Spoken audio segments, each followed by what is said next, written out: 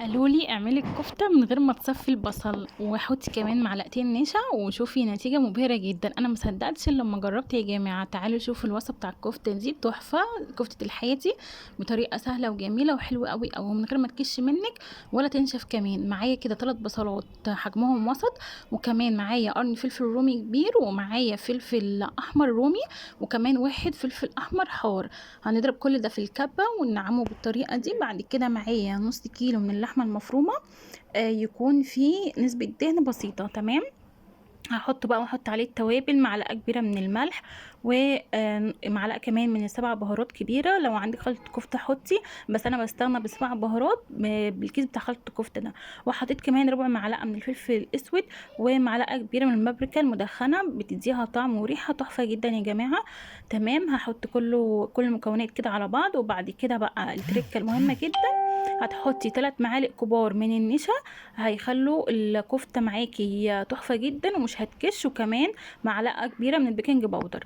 تمام. احنا مش طبعا مش هنصفي البصل، فهتخلي النشا يعني هتمتص السوائل بتاعه البصل والكلام ده، وهتخلي الكفته معاكي طريه وجوسي، وكمان مش هتكش منك خالص.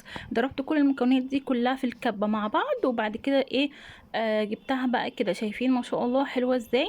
لازم نضربها شويه تاني اللحمه مع المكونات ديت في الكبه، علشان تعمل معايا الخيوط دي وتبقى حلوه ومتماسكه معايا لما نشويها يعني في الفرن. شايفين ما شاء الله؟ هي بتبقى بتلزق سنه، بس ما تقلقيش لما تدخل في الفرن هتبقى يعني ماسكه نفسها. المهم انا حطيتها شويه تقريبا ساعه في التلاجة، تمسك شويه في التلاجة. بعد كده بقى هعمل جنبها حبه مكرونه. جبت كده معلقه كبيره من السمنه البلدي، وهنزل كده ايه بحبه مكرونه اللي هي بتاعه التحمير دي، وهفضل اقلب بقى كده في المكرونه. عايز طبعا تعملي مكرونه اسباجيتي بصلصه بتبقى جميله برضو. عايز تعملي جنبها رز بسمتي بيبقى حلو قوي، بس اللي متوفر عندك اعمليه يعني.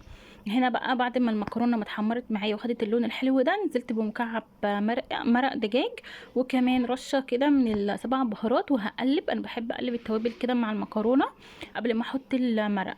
بعد كده بقى هنزل، لو عندك مرقه، انا كان متوفر عندي مرقه فنزلت بالمرقه كده عليها. وممكن طبعا تحطي ميه لان احنا حاطين مرقه دجاج، فعادي يعني هيبقى الطعم جميل جدا. هننزل بقى بالمرقه كده وهقلب، وهدي عليها النار خالص لحد ما تستوي معايا. تمام. هرجع بقى للكفته بتاعتي. تمسك كده، انا معايا عصايه شيش طاووق اللي هي بتكون سمكها تخين شويه. لو عندك اللي هي الرفيعه دي، امسكي كذا واحده مع بعض وابدأي بقى ايه، صباي عليها الكفته كده وشكليها كده زي الكفته بتاعه الحياتي. وهاتي بقى صينيه بتاعه فرن وحطي فيها. انا هعمل معاكم واحده كمان وهوريكم. شايفين ما شاء الله متماسكه وحلوه ازاي؟ جميله جدا بصراحه يا جماعه، وطعمها وريحتها كانت تحفه جدا. عايزه اقول لكم جربوا الطريقه دي، صدقوني اي حد بتفشل معاه الكفته هتنجح معاها جدا جدا، وهتبقى حلوه ومتماسكه. وكمان هتبقى نفش يعني نفشه كده معاكي، ومش كشه ولا اي حاجه. احنا طبعا المشكله دي بتضايقنا جدا ان ان الكفته يعني بتكش مننا في الفرن، لكن الطريقه دي ناجحه جدا. هنا كنت خلاص قربت اخلص الكميه كلها وخلصت اهوت، وهدخل بقى الصينيه على فرن سخن على درجه حراره 200. تمام. وبعد كده بقى ايه، هعمل بقى معاكم سلطة المشاوي اللي هي بتبقى في المحلات بتاعة المشاوي. جربي السلطة دي برضو تحفة، هتعجبك جدا جدا. انا معايا هنا بصلة صغيرة، لو عندك بصلة حمراء بتكون طعمها ألذ وبتبقى مسكرة اكتر.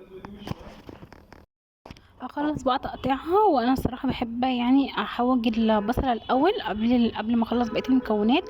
بحب احط عليها كده خل وليمون، بس انا كانش عندي ليمون، حطيت خل ومع نص معلقه صغيره كده من الملح، ويعني ربع معلقه صغيره خالص من 7 بهارات. و7 بهارات بتديها طعم مسكر جدا جدا يا جماعه. جربوها. وكمان المكون التاني ده تحفه جدا. يعني هقطع كده نص حزمه مثلا شبت، وبيديها طعم بصراحه يا جماعه رهيب جدا.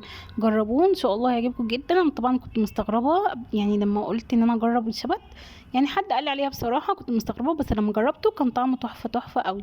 بعد كده قطعت طبعا طماطم كده مكعبات، وفلفل برضو رومي. طبعا اللي بيحب فلفل الحار بيبقى حلو قوي في السلطه، بس عشان اطفال الصغيره انا استخدمت فلفل رومي بس. قطعته مكعبات كده صغيره. عايزه اقول لكم بقى اللي لسه بتشوفوا الفيديو، اعملوا لي لايك وشير وتعليق بقى كده، وشيروا الفيديو كتير قوي يا جماعه. عايزه تشجيع كتير منكم يعني الفتره الجايه. بعد كده بقى كان عندي كده خيارية يتيمة كده في التلاجة، فقطعتها هي كمان مكعبات كده صغيرة خالص. وبكده بقى كنت خلصت السلطة، ويعني ايه قلبتها كلها بقى كده مع بعض، وهشيلها على جنب. وهعمل كمان سلطة الطحينة، سلطة زيت اللي انا كنت عاملاها معاكم في فيديو اول امبارح. هاخد منها كده شايفين ما شاء الله حلوة قوي، والزيت بتاعها ما فصلش ولا اي حاجة. هاخد منها كده 3 معالق كبار ما شاء الله، يعملوا لي كمية كبيرة جدا. هنزل عليها بقى ميه سخنه، وهفضل اقلب فيها كده لحد ما تفك وهتتقل معاكي. وبرضه افضلي خفيفي فيها كده لحد ما توصلي للسمك اللي انت عايزاه. تمام، خلصت كده خلاص. بعد كده بقى هجيب التوابل بتاعتها، معلقه كده من الثوم البودره عشان انا ما بحبش احط الثوم اللي هو الني، ونص معلقه صغيره من الملح، وحبه كده من سبع بهارات، وحبه من الفلفل الاسود، ومعلقه طبعا من الكمون بيديها طعم تحفه تحفه يا جماعه. لو عندك ليمون حطي، لو ما عندكيش انا حطيت خل، وطلع طعمها بصراحه كان حلو قوي قوي قوي بجد. بصراحه الطحينه كانت حلوه قوي يا جماعه.